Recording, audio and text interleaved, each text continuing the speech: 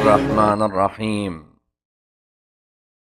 الحمد لله رب العالمين، والصلاة والسلام على سيدنا وعظيمنا وحبيب قلوبنا وشفيع نفوسنا أبي القاسم محمد. اللهم صل على محمد وعلى أهل بيته الطيبين الطاهرين وأصحابه الغر الميامين. الحمد لله الذي جعلنا من المتمسكين بولاية سيدي ومولاي علي بن أبي طالب.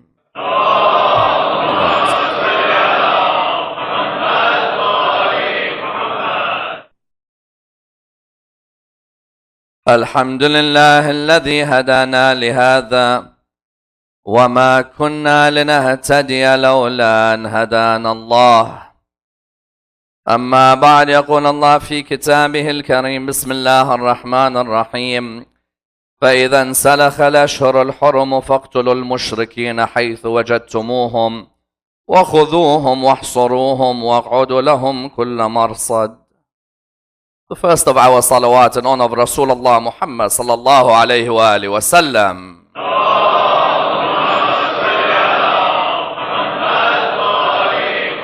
The second in honor of Amir al-Mu'mineen Ali ibn Abi Talib alayhi salam.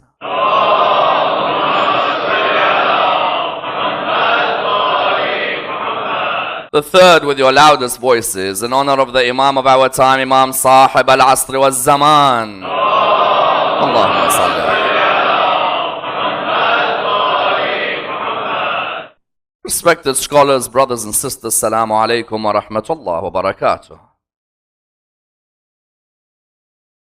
The discussion concerning offensive war or offensive jihad is arguably one of the most controversial discussions in Islamic law, as well as Islamic history, as well as Islamic ethics.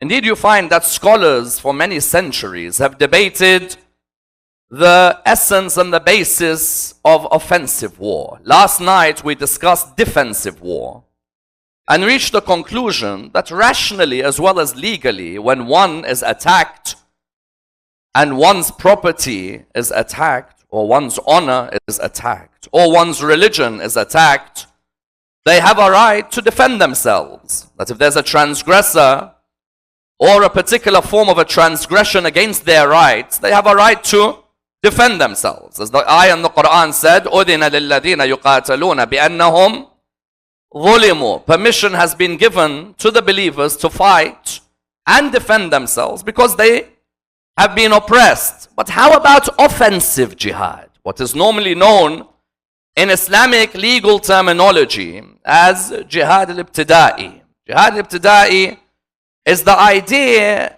that I can initiate jihad, meaning that I can initiate war onto either a foreign party or a particular group of people who I may disagree with. You find that this particular area of offensive jihad is extremely controversial. Defensively, many of us will say that our Prophet's wars were defensive. Handaq, Khaybar, Uhud, Badr, people attacked Medina and he defended himself.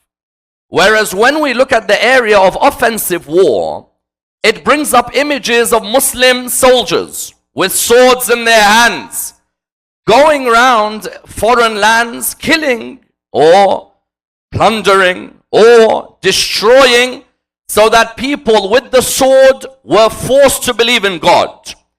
And you find therefore that many ask the question that in Islamic law, does Islam allow for offensive jihad? Does Islam allow for offensive war? Or is Islam against offensive war? Defensive, we all agree. Someone attacks me, I have a right to defend myself.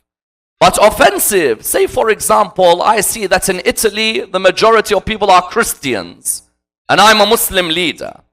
And I want everybody to come towards the call of La ilaha illallah. But these people in Italy, for example, believe that Jesus is the Son of God, or that Jesus is God, or that Jesus is part of a Trinity. Can I order the Muslim soldiers to go into Italy and force all of these by fighting them and then putting a sword onto their neck by telling them that, listen, either you become a Muslim or you pay a certain tax or we will kill you? Or for example, if I go to Tibet and I see there is a group of Buddhists there and I am the leader of the Islamic State. While I'm the leader of the Islamic State, I decide that I'm going to take the soldiers towards Tibet. In Tibet, the Buddhists don't believe in God.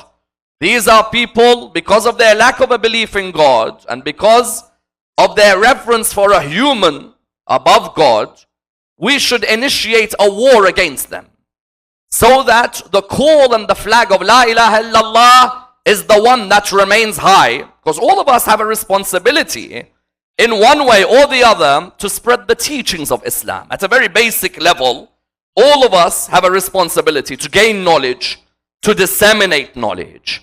But someone asked the question that, can I lead an army offensive jihad? Those people, for example, may have done nothing wrong to me. They're Christians living in Italy, or they're Buddhists living in Tibet. They've done nothing wrong to me, except that I believe they've done wrong to Allah.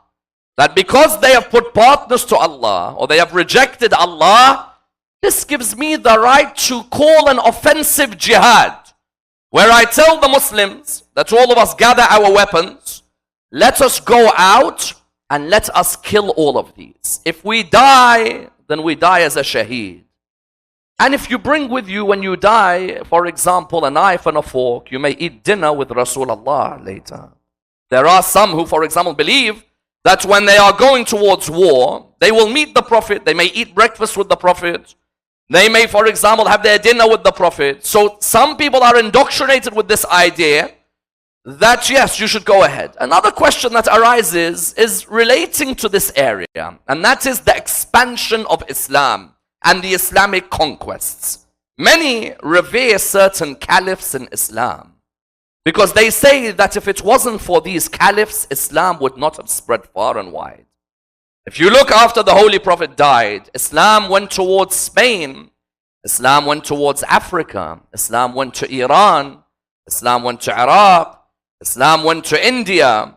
And who were the caliphs? Who were the caliphs of that time? Revered caliphs by the majority of the Muslim world. They say that if it wasn't for them, Islam would not have expanded.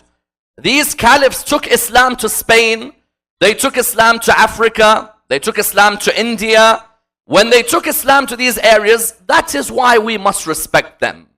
Because when you have a disagreement with a caliph, that caliph who spread the religion all the way so that the religion reached the furthest shore, that is a sign of a great person representing the religion of Islam. This question, therefore, is a fundamental question within Islamic law.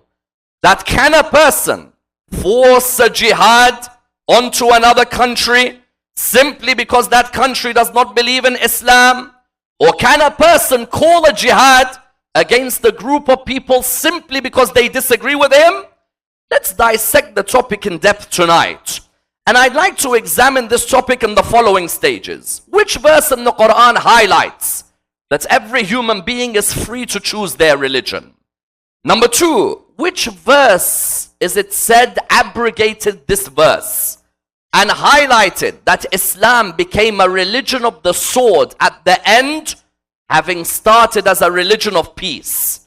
Number three, when a caliph spreads Islam through offensive jihad, does the means justify the ends? And what do we say about the expansion of Islam during the time of Abu Bakr, Umar and Uthman?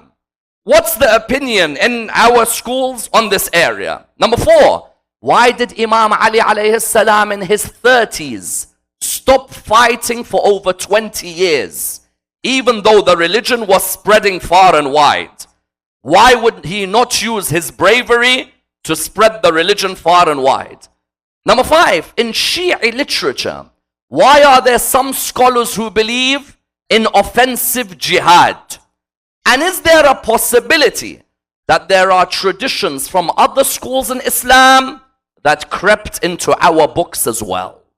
Number 6, and of the utmost importance, how did the Ahlul Bayt highlight and stress the freedom of the human being in choosing their religion? And how did they also show the other angle in terms of persecution? And number 7, did Imam ever justify or allow his sons to join the expansion of Islam? And what are these hadiths that say Imam al-Hassan, Imam al-Hussein and Muslim bin Aqil fought for the caliphs while they were younger? Let's examine this and dissect the topic in complete depth. Someone says that offensive jihad should be allowed. You ask them why? They say because we need to make sure that everybody becomes a Muslim. The Quran, when one looks at it as a basis in this discussion, highlights a different angle. In one clear verse, Bismillah ar-Rahman ar-Rahim, La ikraha fi din. There is no compulsion in religion. I, as a human being, cannot compel another human being to follow my religion. Why?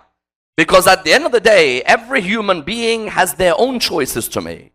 That human being, if you put a sword to their neck, that human being may join your religion, but that human being does not necessarily believe in that religion from their heart. And I put a sword to their neck, and I say La ilaha illallah in front of me. Even if they say La ilaha illallah, it doesn't add value to the religion of Islam. Yes, they come in Islamic law under the boundary of protection. They are to be protected. The moment anyone recites a kalima, they are to be protected. Say, for example, one of the sisters wants to marry a brother who's not a Muslim. She says to him that I want you to convert. That's the only way my dad will accept. Otherwise, my dad will not let you into our house unless you're a Muslim. If that person recites the kalima, La ilaha illallah Muhammadan Rasulullah sallallahu alayhi wa sallam, Allahumma salli ala. If that person recites the kalima, then that person becomes a Muslim. There's no doubt. You still have to protect their honor, their blood. They are part of the Muslim ummah. But have they really understood why they've come towards Islam? You find that when the ayah came down, there is no compulsion in religion. This ayah was a principle ayah. In which way? That there is no way you can compel anyone to come towards the path of Allah subhanahu wa ta'ala. Because at the time in Medina, when the ayah was revealed, as you know, the verses of Surah Al-Baqarah were revealed in Medina. Many of these verses were either at the beginning of the Medinian period or at the end of the Medinian period. There were Jews and Christians who had become Muslim by choice. They converted, they loved the Prophet, peace be upon him and his family, and they decided to convert. Their kids were still Jewish, or their kids were still Christian. They came to the Prophet, they said to him, are we allowed to force our kids to become Muslim? As in, if my child, for example, is a Christian child, because we were Christians originally, am I allowed to come to that child and say, you must join the religion of Islam? The Quran revealed the verse, there is no compulsion in religion. There's no compulsion. In religion, meaning what? Meaning you cannot force someone to become a Muslim, even within our own households. If you notice in the school of Ahlul Bayt, Furu' ad-Din, Salah, Sawm, Hajj, Zakat, Khums, all of these, I'll follow a marja, for example. I'll follow Ayatollah Sistani, may Allah lengthen his life. I'll follow him in the Furu' ad-Din, in the roots of the religion. In Usul ad-Din, Tawheed, Adala, Nubuwa, Imama, and Qiyamah, Usul ad-Din and Usul al-Madhab, do I follow a marja? No. I don't follow Ayatollah Sistani when it comes to Tawheed. I don't follow him when it comes to Nubuwa. I don't follow him when it comes to Qiyamah. Why? Because that should come through my rational and my traditional conclusions. I cannot force my son to become a Muslim. Yes, I can bring them up as a Muslim. I can teach them about Islam. I can teach them about the tenets of the religion. But can I force my son or my daughter to remain in Islam? I can't. Because the verse made it clear that the human being, there is no compulsion in religion. You cannot force them. Some, of course, misuse this verse. You'll find some, when their parents tell them, come and pray salah, they'll be like, you can't force me to pray salah. Say, what do you mean? Say, there's no compulsion in religion. Compulsion doesn't apply to law. It applies to theology. The moment you accept Islam, you have to accept all the laws of the religion of Islam. Okay? Because some will turn around, if you ask the daughter to wear hijab, she'll say, Mom, you can't force me. What do you mean? Say, La ikraha fi din. La ikraha fi din is not about the laws. It's about the principles of the religion. In the principles of the religion, Tawheed, Nubuwwah, Qiyamah, these, there's no compulsion in them. Therefore, when the Quran said, La ikraha fi din, it set a basic principle. You as a Muslim cannot put your sword on the neck of a human being and force them to become a Muslim. You cannot come to somebody who's a Hindu in India, or a Christian, for example, in Canada, or a Sikh, or a Buddhist, and say to them, if you don't become a Muslim, I'm going to behead you. This is far from the teachings of the religion. That's why you find other verses which reflect this. For example, فَمَنْ شَاءَ فَلْيُؤْمِنْ وَمَنْ شَاءَ فَلْيَكْفُرْ. Whoever wants to believe, let them believe. And whoever wants to disbelieve, let them disbelieve. Someone says, hold on, if you're saying that religion is so free, how about if I want to leave Islam? Say that I'm a Muslim, and I decide tomorrow that I want to leave the religion. You say in your hadiths, مَنْ بَدَّلَ دِينَهُ فَاقْتُلُوهُ. Whoever changes their religion, kill them. No, why'd you go to hadith? Go to the Quran. The Quran, there's not one ayah that says in this world there is a punishment for someone who leaves the way of Allah subhanahu wa ta'ala. No. On the contrary, if it talks about apostasy, it will say, for example, يَا أَيُّهَا الَّذِينَ آمَنُوا مَنْ يَرْتَدَّ مِنْكُمْ عَنْ دِينِهِ فَسَوْفَ يَأْتِي اللَّهُ بِقَوْمٍ يُحِبُّهُمْ وَيُحِبُّونَهُ. And it continue, أَذِلَّةً عَلَى الْمُؤْمِنِينَ أَعِزَّةً عَلَى الْكَافِرِينَ. There's no ayah in the Holy Quran which says that if someone leaves the path of Allah, kill them. Someone says, but in hadith, hadith cannot override Quran. Hadith cannot override Quran. Someone says, but in our hadiths, the Imams say that if someone leaves the religion, you're allowed to kill them. The Imams, when they say that, it may be a reference to those who join the religion to spy in the religion. There's a difference. There's someone who becomes a Muslim to spy on the Muslims. A few days later, he says, well, you know what? I don't feel this religion anymore. I'm going to go back to Abu Sufyan and chill with him. No, that's treason now, not apostasy, okay? That's no longer apostasy, that's treason. You enter, you gain all the info, then you go, you give the info and fight the state. That's not apostasy. That's in the world of treason. When the Quran therefore said there's no compulsion in religion, the Quran was giving us a decisive ayah that those of you who say that I can go on an offensive war against a Hindu or a Christian or a Jew because they differ with me, why? So what if they differ with me? If that Hindu is a good human being, what's wrong with them? Let them live their life. If that Jew or a Christian or a Buddhist is a human with some moral values more than me and you have. So you look in sometimes in the Muslim community, you get backstabbed 24/7. And how some of us know. In the Muslim community, you could be backstabbed 24/7. So you could give as much service to the religion as you want, and there's sharks waiting to hunt you. And they're waiting for any slip on your behalf. And then you have those outside of the religion, Buddhist, Hindu, Sikh, wonderful human beings, living in their country, living peacefully in their country. Wallah, sometimes you wonder, the religions with one God have the most punch-ups. And the religion with 1,000 gods are living peacefully with each other. Yes? The religions with one God, all of them are fighting each other 24/7. And the religion with thousands of gods, you find these religions with that many gods, what do you see? They're all living peacefully with one another. Therefore, this ayah said there's no compulsion in religion. Someone turned around and said, wait, this ayah was revealed at the beginning of the Medinian period. Surah At-Tawbah has some vicious verses. And they said that Allah begun peacefully, ended viciously. At the beginning, they say, Allah subhanahu wa ta'ala knew Islam was weak. So because he knew Islam was weak, he was saying lovely verses like there's no compulsion in religion. When Islam got stronger and stronger, as the last days of the Prophet came, they say that's when you see the vicious verses which Fox News shows us 24/7. Yes?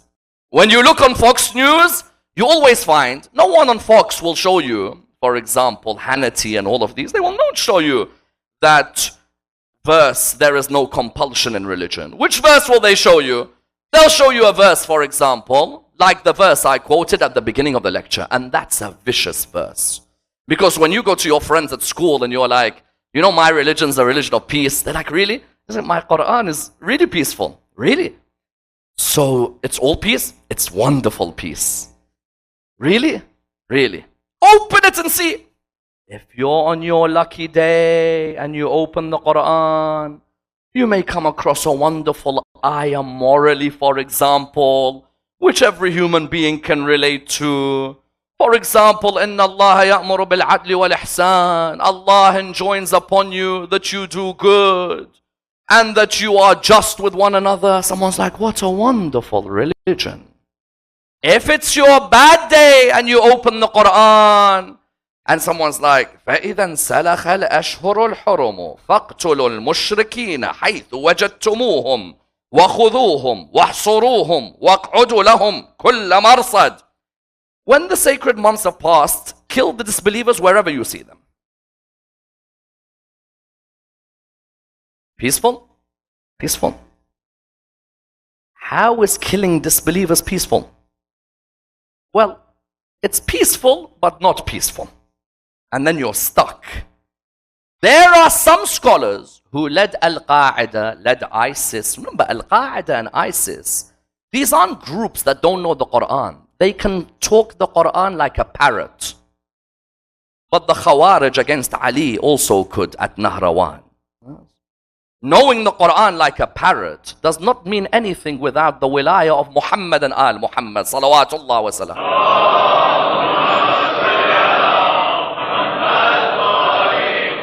They know the Quran. They came and they said, listen, you're saying there's no such thing as offensive jihad because of there's no compulsion in religion. Come to the end of the verses of the Quran. The end, Surah At-Tawbah, you know, Surah 9, Surah 5 have the last verses of the Quran. Surah At-Tawbah, Surah Al-Ma'idah, Surah Al-Baqarah have the final verses of the Quran. That means it's the final verses of the prophetic mission. They say that, look at this ayah. Allah abrogated Surah 2, Ayat al-Kursi, La ikraha fi din. He abrogated it with what? With فَإِذَا انْسَلَخَ الْأَشْهُرُ الْحُرُمُ فَاقْتُلُوا الْمُشْرِكِينَ. When the sacred months have passed, kill the disbelievers wherever you see them. No. Don't just kill them. Ambush them. Captives, make them all. Seize them. When they saw these ayahs, they said, this is what Allah wants. Allah, and you know, for that Arab who 20 years ago was burying his daughter alive, he tastes the cannibal feeling again. Yes? He feels that blood again that he used to enjoy seeing. When he sees an ayah like this, he thinks to himself, wait, God might be giving us the indication that no more لا إكراه في الدين فمن شاء فليؤمن ومن شاء فليكفر لكم دينكم ولي دين. No more of that. Now it's about the swords. Now we'll get these swords. They said therefore Surah 9 verse 5 abrogated Surah 2 verse 256. Firstly, Surah 9 verse 5 was not a decisive verse. Surah 9 verse 5 had a context. Remember we talked about the Hudaybiyah Treaty a couple of nights ago? We said that the Hudaybiyah Treaty, they said in the terms of the treaty, there will be how many years of peace in the terms of the treaty? 10 years of peace. 2 years into the treaty, the Banu Bakr of the Quraysh massacred the Banu Khaza'a of the Muslims. When they did this, Allah revealed a surah where Bismillah ar-Rahman ar-Rahim is not in the surah. The only surah in the Quran that does not begin. Bismillah ar-Rahman ar-Rahim is which surah? Surah At-Tawbah. Do we agree? That surah, why did Allah not begin with Bismillah ar-Rahman ar-Rahim? Because Allah said no more mercy to those who keep stabbing us in the back. Okay? But the ayah began The ayah did not begin kill all of them. The ayah began فَإِذَا انْسَلَخَ الْأَشْهُرُ الْحُرُمُ, when the sacred months have passed. Meaning that there's time for a pardon. Maybe they'll reflect and they'll think they've done something wrong. You don't just go and get a sword and kill them. Maybe there is a chance for them to reflect on their action.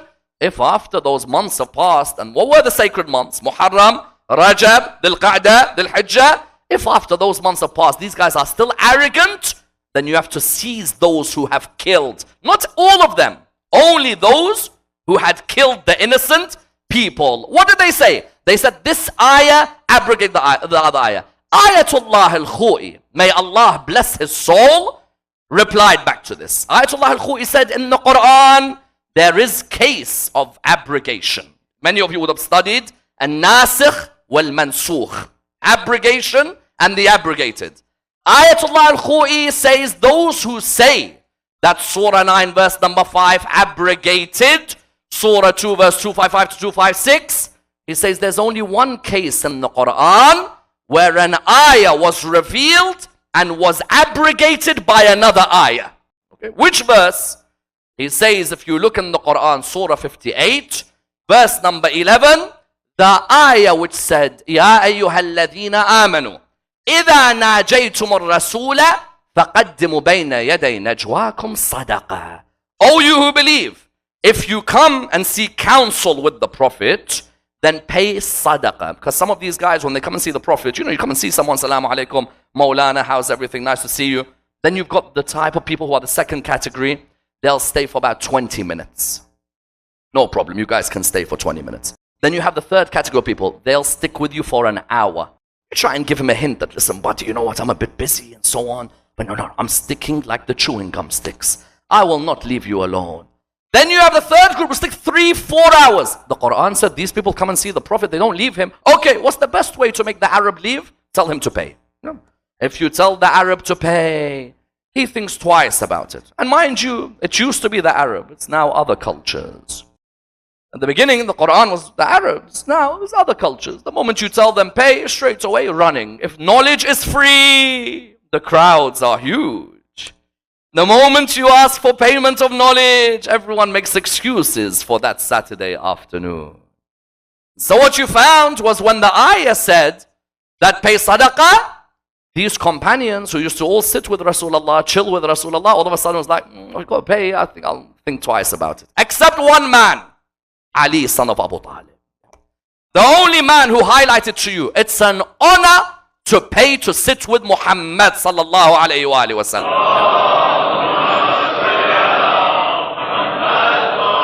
Ayatullah al-Khu'i said, for you to say that Surah 9 verse 5 abrogated Surah 2 verse 5, no. The only abrogation is on this ayah. The moment Imam Ali paid sadaqah, Allah said, that's it. No one else needs to pay. This is a distinct ayah for Imam Amir al-Mu'mineen alayhi salam. That everybody else, now you could see the difference between Ali and the rest of you. That's why I always believe, if you hold on to Muhammad bin Abdullah and Ali ibn Abi Talib, you don't need anyone else in your life. The day of judgment, you're secure. You can bring me 100,000 others, you keep them for yourself. I'll have these two and I'm comfortable that I'll be successful on that day. What then happens then? Those who say that the abrogation, no abrogation. La ikraha fid deen remains decisive. That there is no compulsion in religion. Someone who doesn't believe what I believe, someone who's not that religious, someone who differs with me, can I put a sword into their country and massacre them? I can't even do it within my own. And that's why, when you look at the Prophet, Abu Sufyan, when the Prophet became powerful in Mecca, did the Prophet get his sword out and put it on Abu Sufyan's neck? No. He said, let Abu Sufyan stay here in Mecca. He is secure. You find that the Prophet, when the Christians were living in his land, in Medina, did he say to them, you have to become Muslim, otherwise I'll kill you? No. In the Mubahala, many of you know the incident of Mubahala. He said, all you have to do is pay a jizya. You pay that tax. Because also now, I live in Canada. I have to pay a tax. Or Muslims try and pay taxes. We have to pay a tax. And when we have to pay a tax, what do? We pay that tax out of recognition that the country has a right over us. Likewise, Rasulullah looked at the Christians. He could have said that get your swords now. Let's behead these Christians because they're not becoming Muslims. No.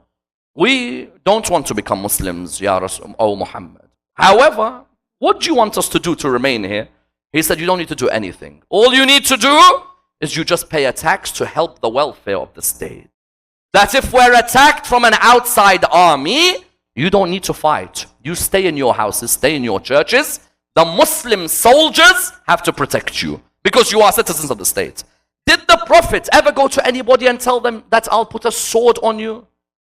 Someone then asks, can I therefore have anyone lead an army in offensive jihad? Did the Prophet lead an army in offensive jihad? No. Then after the Prophet died, you found that all of a sudden offensive jihad began. In the name of what? Either in the name of the preservation of Islam or in the name of the spread of Islam. What do I mean? When he became Khalifa, there were two groups of people who he felt that a jihad had to be initiated against them. We said our Prophet, when he was alive, did he ever initiate a jihad? No. Our Prophet, when he was alive, he defended himself. Badr, Uhud, Khandaq, Khaybar, defending himself. But did the Prophet ever say, all of you get up, let's go randomly to someone who differs with me, like Abu Sufyan, or like the Christians, let's go and behead all of them. Did the Prophet ever do that? No. When he becomes Khalifa, and now when I mention these things, the problem is, the moment you go into these things, then you have those who are on knife edge at this moment. Yes, you have those who are like, well, don't go too far in the discussion of history. Just stop at a certain point. So I now have to go from fifth gear, I have to go back now to first gear. And I will try and look at it as diplomatically as possible. These are in the books of history at the end of the day, we all agree. And I don't want to hurt the feelings of any Muslim in this crowd. There are people of different sects in this crowd. Shia, Sunni, other sects. I have no intention to hurt anyone's feelings. And the only reason I say that is because I drank the milk of the love of Ali that taught me morals. It's a huge thing for a Shi'i because we talk with politeness. Because we have to observe there's a narrative. We can't question that narrative. If we question it, we're called sectarian. And then people make videos, Ammar Nakshawani has changed. And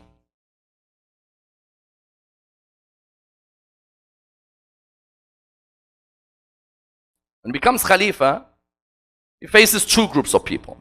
Initiates a jihad against them. One was Musaylama al-Kadhab. Musaylama said that I'm one who shares nubuwwah with the Prophet Muhammad. I'm a prophet as well. Musaylama would tell his people, Maghrib and Isha is not wajib anymore. Musaylama would tell his people, you can drink alcohol now. Now this person, with these acts, was also causing trouble within the Islamic State.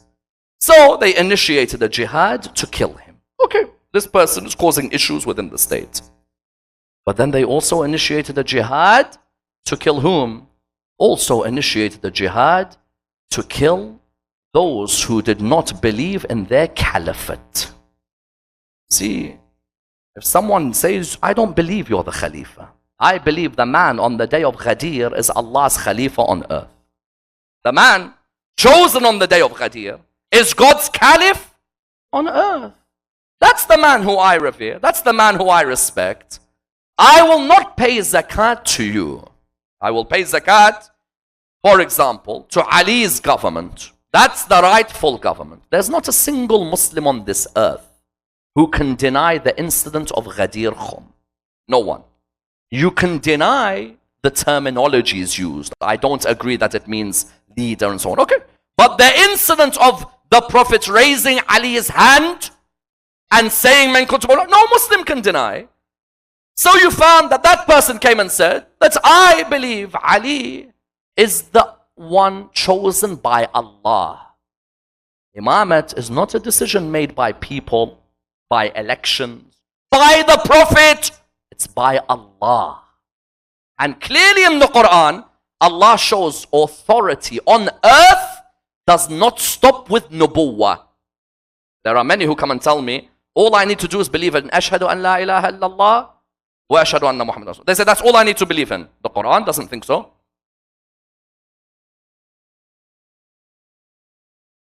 The Quran doesn't think so. Someone says, what do you mean?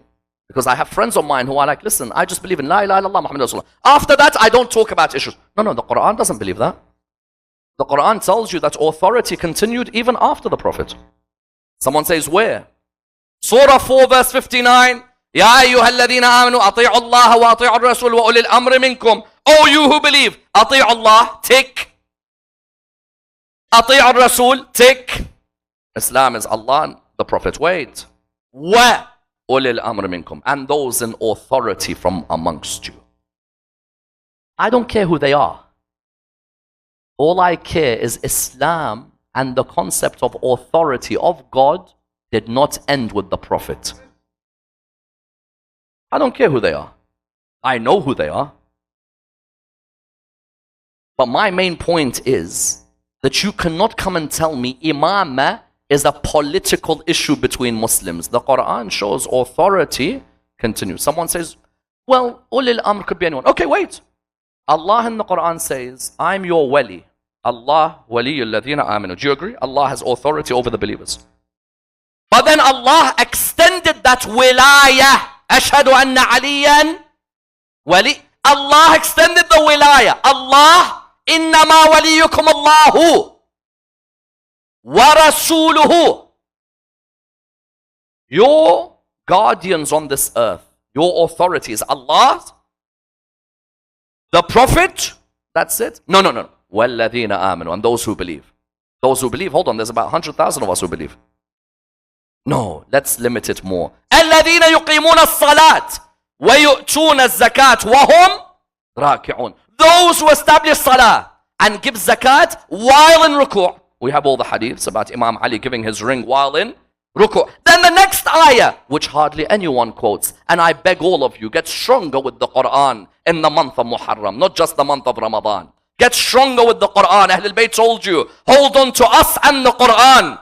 Surah 5 verse 55 said, Allah is your guardian, the Prophet and those who believe. So those who come and tell me Islam ends with the Prophet, wait, Islam talked about authority after the Prophet, before the Prophet died. Then Surah 5 verse 56, what did it say? وَمَن يَتَوَلَّ اللَّهَ وَرَسُولَهُ وَالَّذِينَ آمَنُوا. And whoever takes Allah as his wali, tick. And the Prophet as his wali, tick. And those who believe, tick. They are Hizballah, and the Hizballah are always victorious.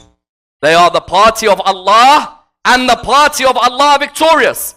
Malik bin Nuwayra turned around, he said that I will not give zakat to Khalifa, because I believe Allah appointed Ali on the day of Ghadir. You send Khalid ibn al-Walid with his sword to go and behead Malik ibn Nuwayra. Behead.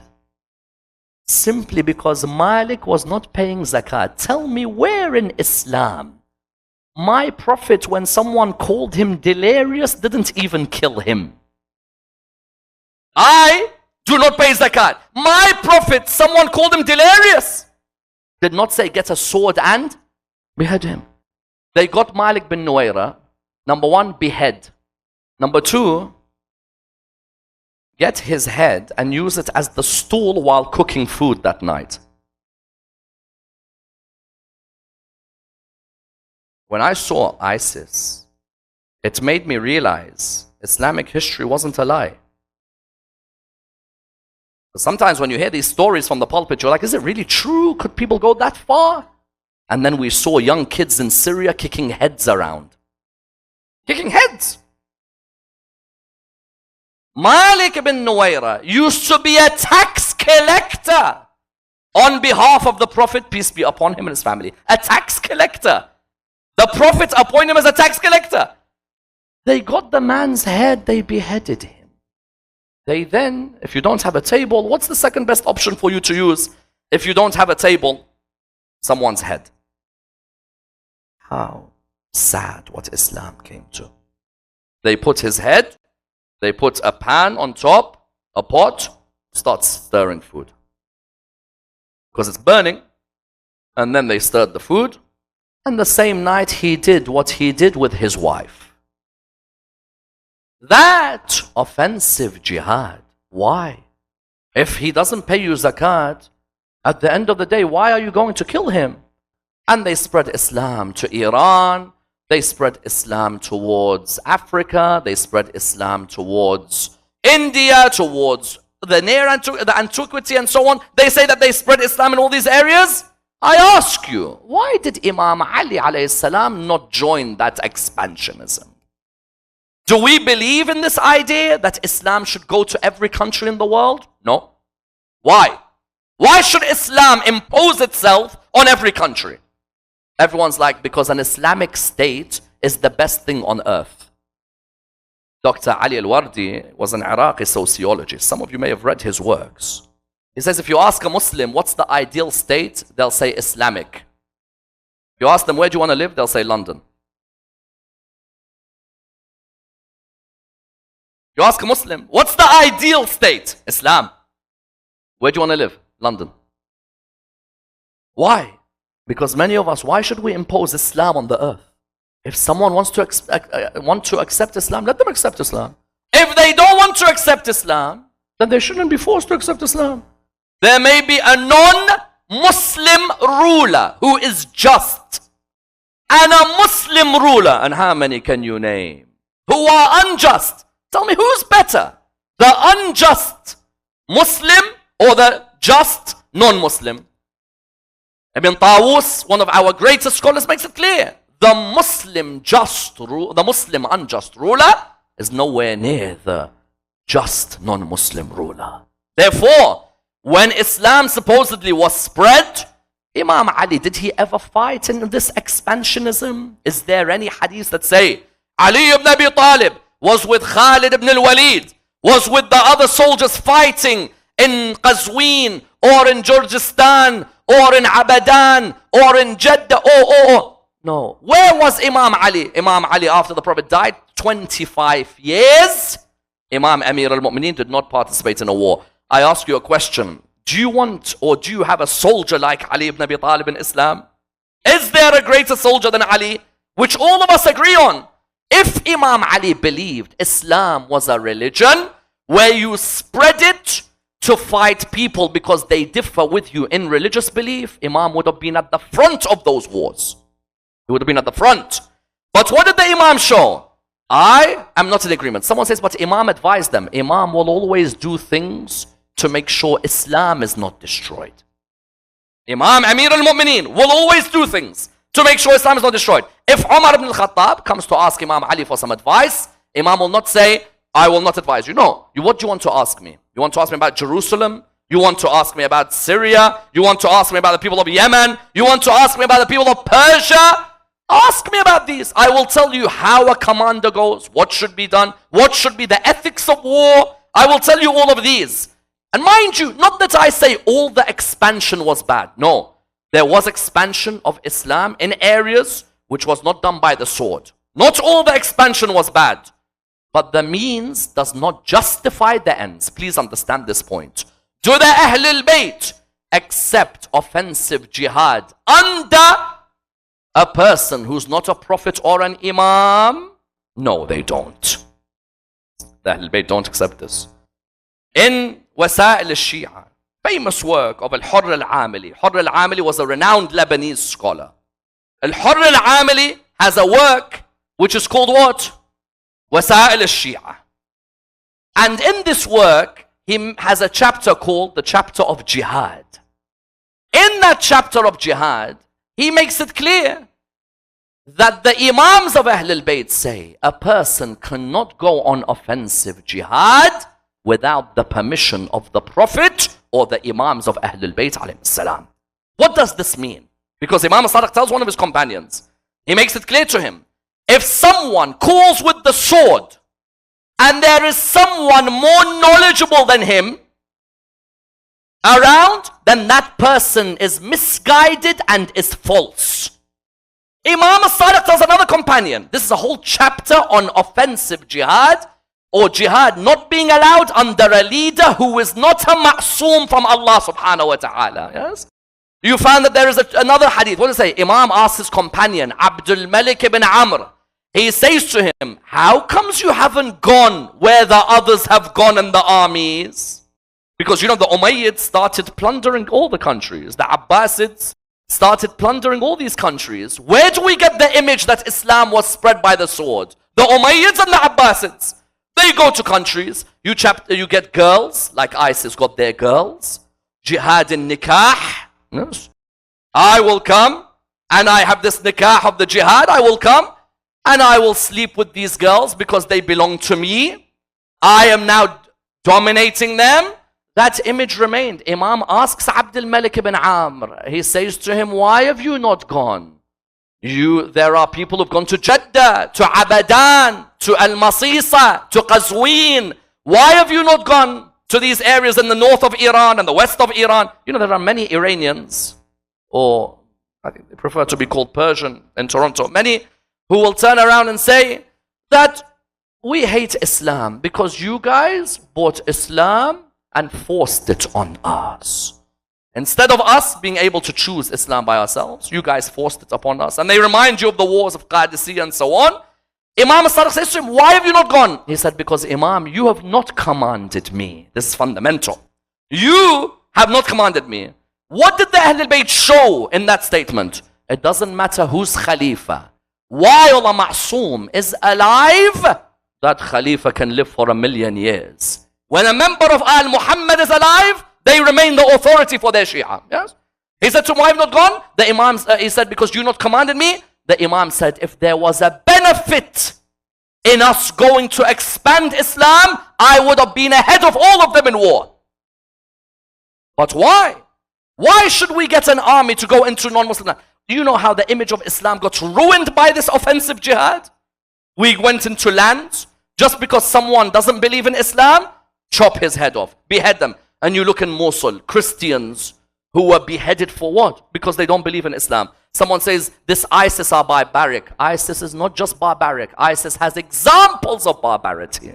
ISIS has people who they look up to. You therefore found that Ayatollah Khomeini said, offensive jihad, not to go and behead someone to make them Muslim. Rather, because there's injustice in a land, the mujtahid can call. Other Maraja said, no. No, you cannot. Because there's injustice in the land, you cannot just as your position say that.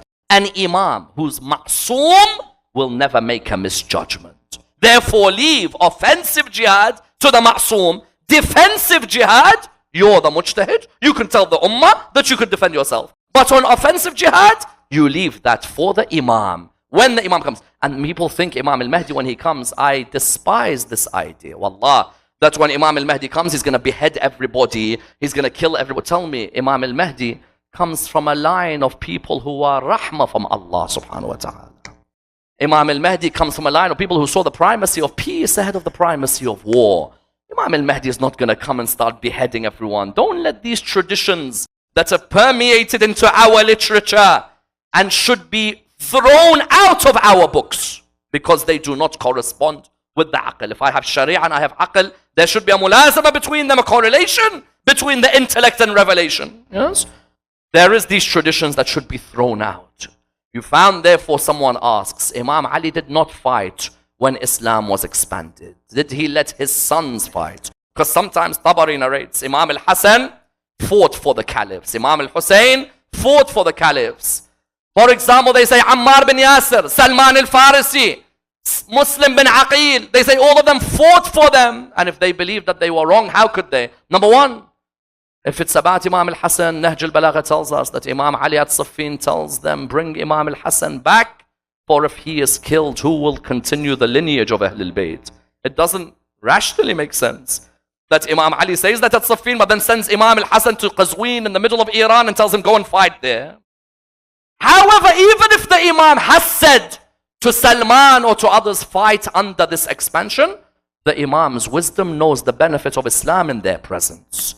And we have no doubts about the wisdom of our Imam. But does that necessarily mean that we believe they did fight? No, not at all.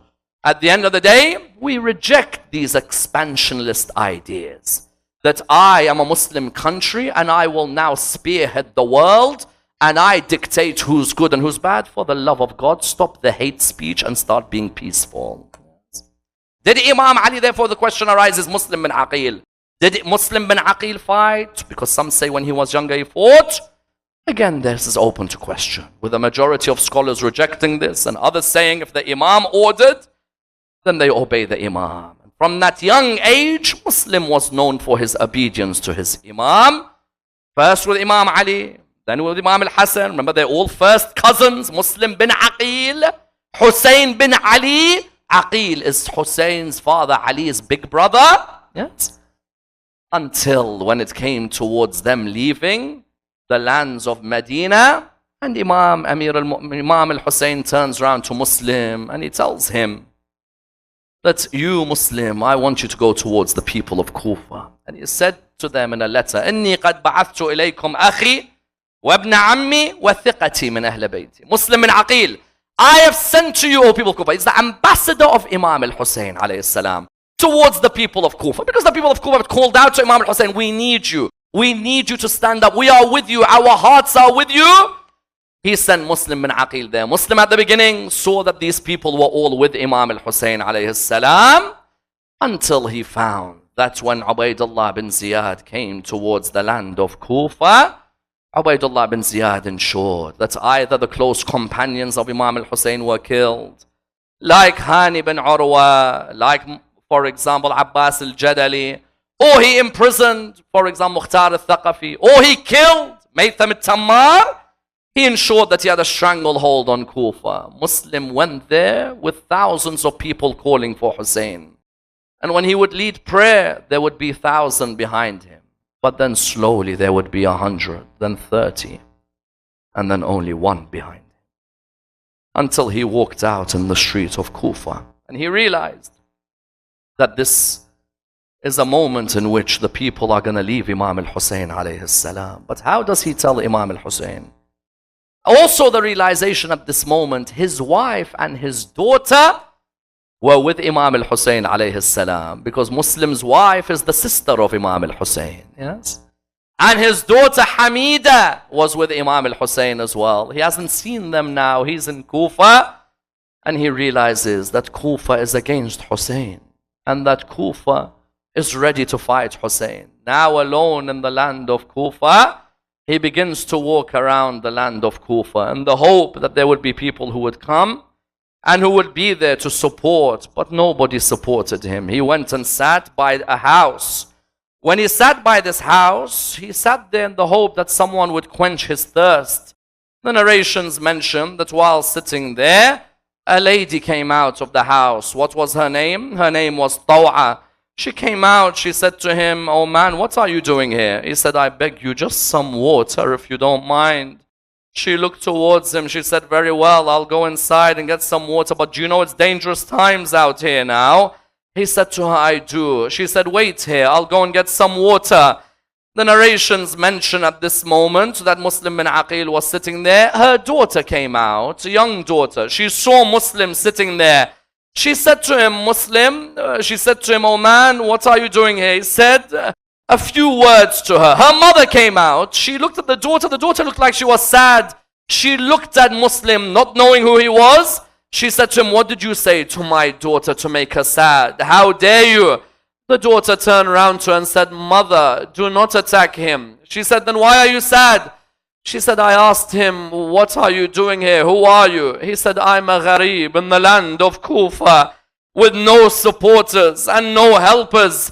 She looked at him, the mother. She said, who are you? He said, I am Muslim, son of Aqil, son of Abu Talib.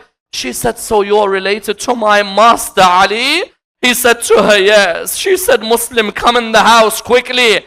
She said to him, Muslim, do you know people are after you? They want to kill you. He said to her, oh lady, can I stay here just for one night? I beg you. At that moment, she said to him, no problem. But she said, I have an issue. He said, what is it? She said, my son is of those people who wants to find you. I'm worried that he'll come back and he'll tell the people what happened.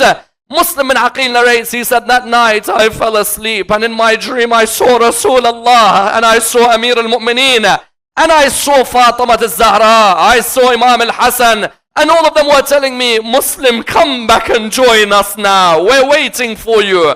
He said that I woke up from this dream, I was ready to return to the beloved ones of Al Muhammad and Ali.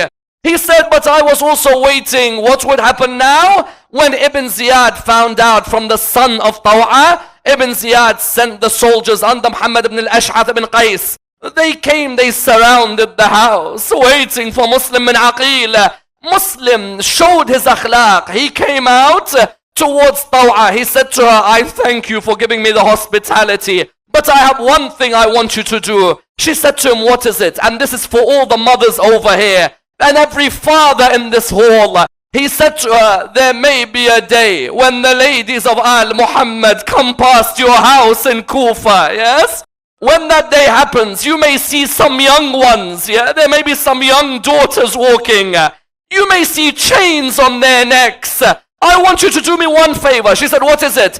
He said, I have a daughter called Hamida. I want you to go to her. I want you to hug her. I want you to embrace her. Because I'm gonna miss her now with what's about to happen. The narrations mention they surrounded him. They attacked him from every angle. But they couldn't get past him.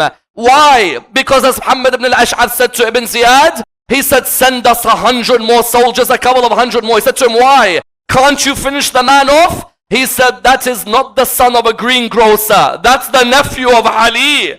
He said to him, very well. He began to send more soldiers. Now, instead of attacking him from one way, they began to attack him from every angle until one of them struck his sword on the back of Muslim's head, and another one trampled on his chest, and another one slapped his cheek, and another one kicked his cheekbone. The narrations, what do they mention? They mention that they dragged Muslim on the streets of Kufa. They took him to the top of the castle. When they took him to the top, the narrations mention that he said to them that I have a loan that's outstanding. If you can pay that loan, what's your second wish? Give me an Islamic burial. What's your third wish? Send my salams to Abi Abdullah. I bid him farewell. They placed him on the top of the castle. At that moment he called out, Assalamu alayka ya Aba Abdullah. They beheaded him, threw his body on the ground in Kufa. Imam al-Hussein was on his way to Karbala. All of a sudden, a person came to Abu Abdullah. He said to him, Sayyidi Abu Abdullah. He said, yes. He said to him, Inna lillah wa inna ilayhi raji'un. He said to him that I've got some news for you. Imam al-Hussein said, what is it? He said, Muslim bin Aqil has died.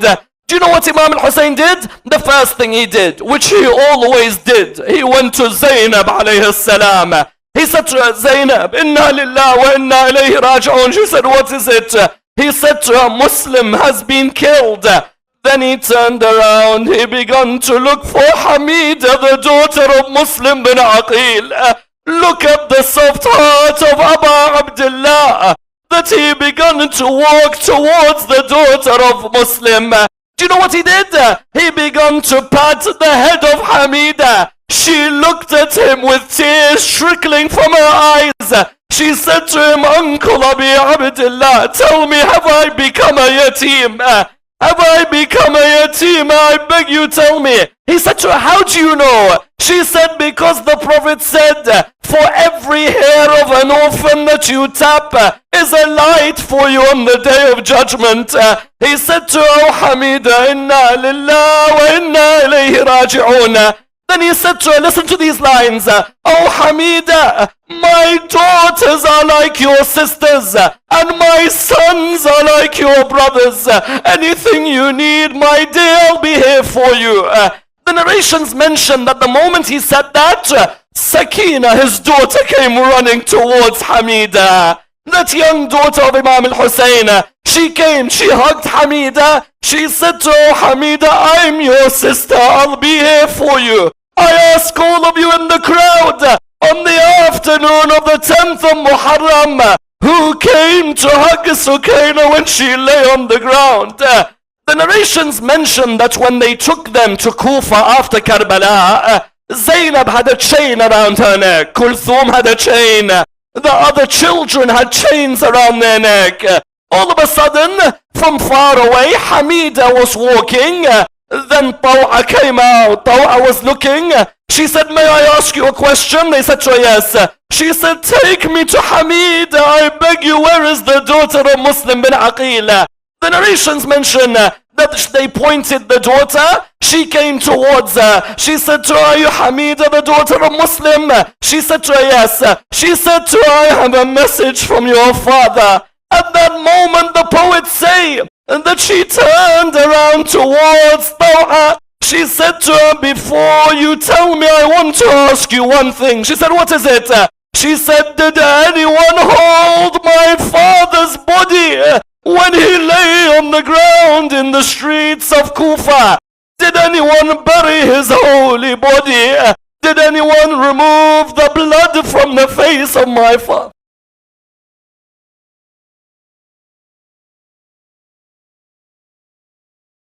Inna lillahi wa inna ilayhi raji'un.